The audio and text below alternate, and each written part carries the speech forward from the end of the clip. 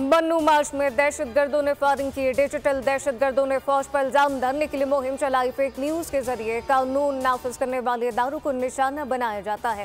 KP और बलूचिस्तान में सबसे ज्यादा दहशतगर्दी है। अज़्म इस्तेहकाम दहशतगर्दी के खिलाफ एक जामी मुहिम है।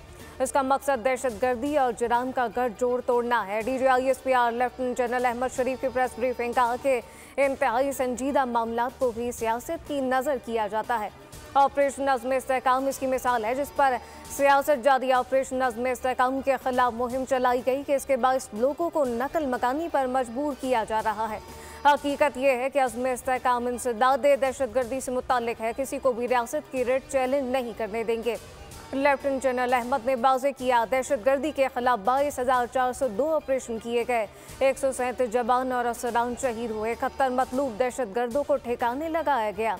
हम यौमिया 112 ऑपरेशन कर रहे हैं।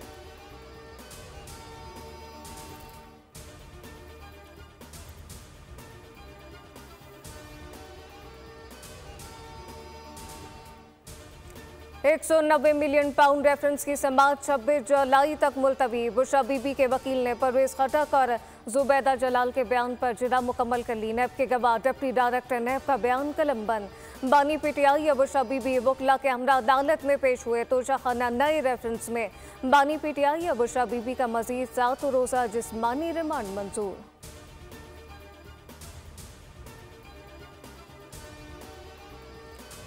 और खुफिया तलात पर इस्लामाबाद में PTI सेक्रेटेरिएट पर पुलिस का छापा। मुल्क दुश्मन आकाओं को खुश करने का मिशन नाकाम बना दिया।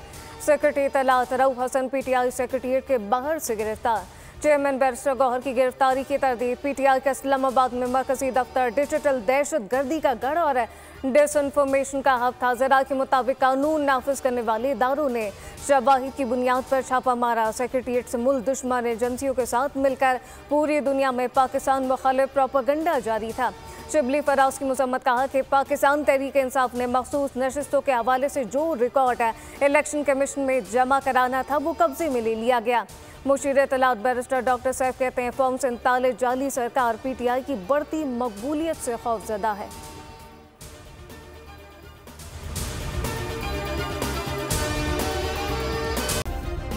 सब्सक्राइब करें और बेल दबाएं ताकि कोई खबर रह न जाए।